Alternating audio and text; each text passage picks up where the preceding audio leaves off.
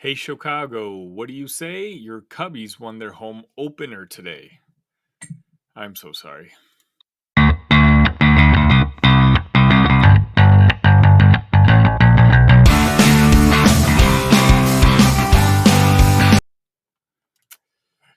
Again, I apologize for that opener, but basically every outlet has been using some kind of pun and play on that name, and I didn't want to be get lost in the algorithm. So I wanted to bust my B plus material out there. You tell me what you thought. I know it was bad.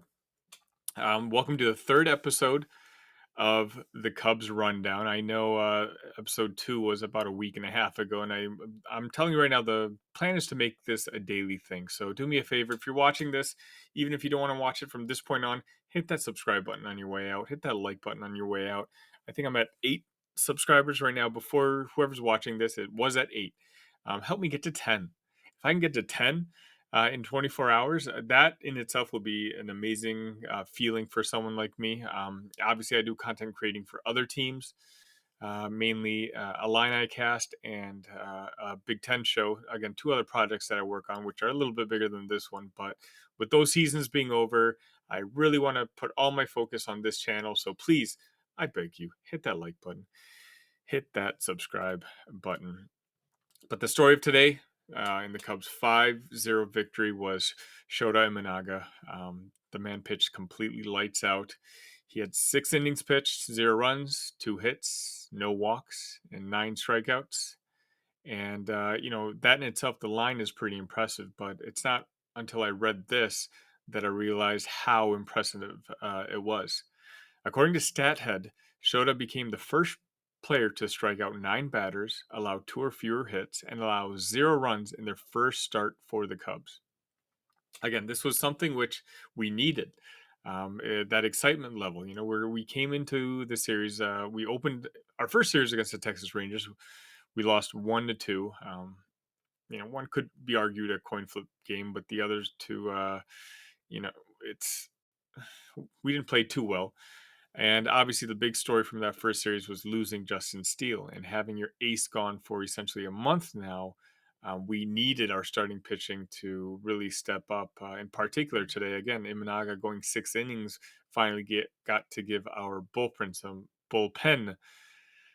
some rest and a break. But he played great on the offensive side. We had Christopher Morel extending his season starting hit streak to 4. He went 2 for 3 today, raising his batting average to 412. And he had a play that I can only describe as very reminiscent of Javier Baez, very much El Mago type of play. And it was with two runners on first and second.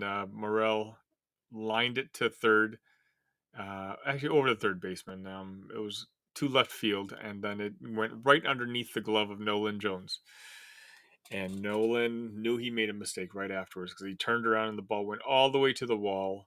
And Ian Happ and Seiya Suzuki were racing around the third base, and they both scored.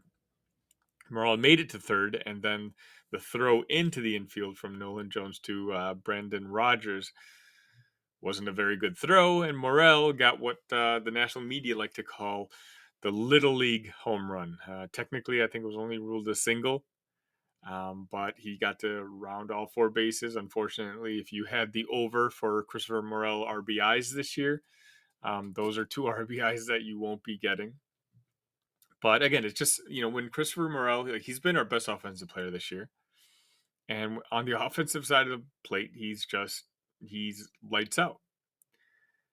Then you had Cody Bellinger come up in the 7th inning, and he hit a 2-run single, I believe it was, to make the game 5-0. And at that point, the game was over. The game was technically over once Morel got us to 3-0. It was 0-0 coming into that inning. And, the Cubs were just a very solid win over a team that they should beat. The Texas Rangers kind of humbled us a little bit. But, they're the defending champions for a reason. They're a very good baseball team, and the Cubs are trying to become a good team. And at the level that the Rangers are at, they should probably take 2 out of 3 from the Cubs. But on that same note, at the level of where the Rockies at and where the Cubs are at, the Cubs should be trying to take at least 2 out of 3, if not 3 out of 3 from the Rockies. But the other story from today is, again, we talked about Morel and his hitting prowess, but he had another, how do you call it, a defensive miscue. I mean, technically it was an error, so we can just call it an error. It was Chris Bryant hitting a liner to Morel, and it just kind of, he gloves it, but it doesn't go in the glove. I don't know if that's the best way to describe it. It was just one of those plays where it was hit hard. Don't get me wrong, but it's a play he's got to make, and I think he knows he's got to make that, and that kind of worries me because now I think he's only started 3 games because of the opener. He was the DH. I think he's been at third 3 games, and he's already had at least 4 miscues that I can think of off the top of my head.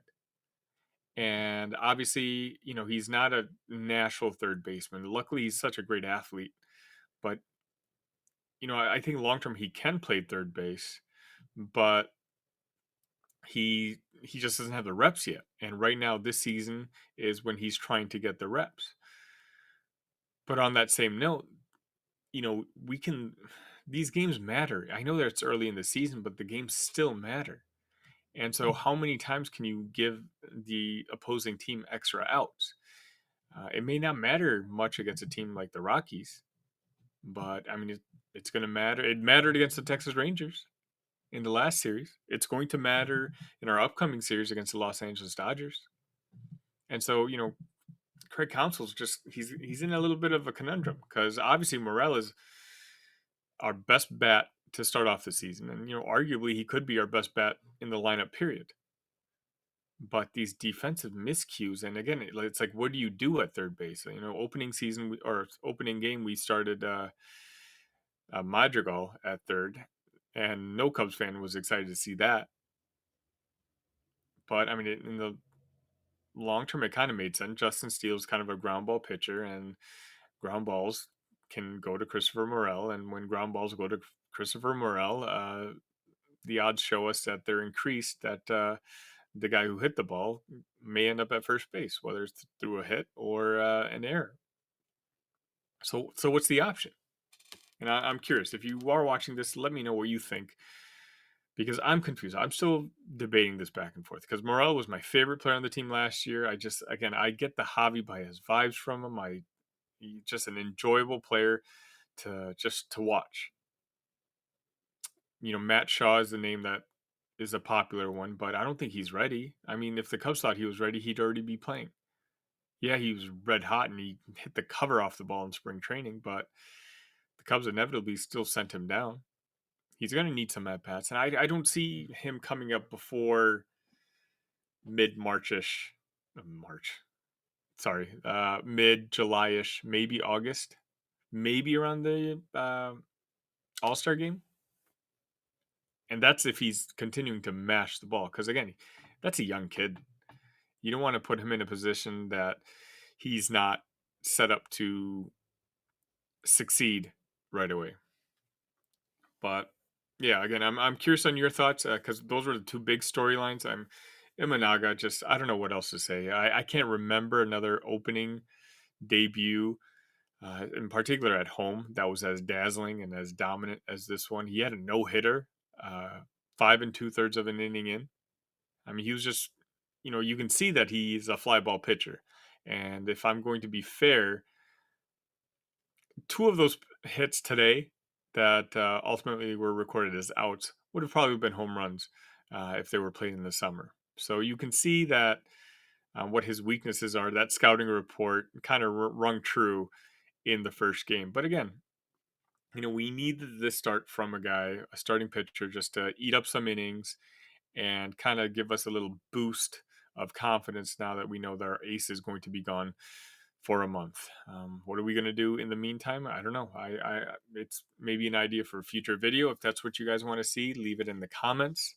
Let me know what you guys want to see. Again, I'm going to try to do this as daily as possible. I don't know how familiar you guys are with YouTube content creation, but until you get followers, it doesn't matter. I'm going to be lost in an abyss. So if you can just hit that like button, hit that subscribe button, the show's going to be about you guys. Okay, there's plenty of shows out there that are way smarter than I am, way better than I am. I want this to be kind of a community thing. Starting tomorrow, I think I hit the button today, so it takes like 24 to 36 hours for me to be able to live stream this. But my ultimate goal is to be able to have you guys in the comments while I'm recording, and we can just kind of talk back and forth. But yeah, just let me know what you guys want me to talk about in particular. I'm going to try to do my best to do this as daily as possible. Obviously, I have two kids at home, and I've got a wife who's super understanding, but she's super understanding my two other projects, and I can only lay so much on her before I feel like I'm being disrespectful with her time. But again, as long as I see likes, as long as I see some sort of interaction, that's all the energy I need right now. So, Cubs tomorrow. We have two more games against the Rockies. I'll try to have a recap up of that as well. Until then,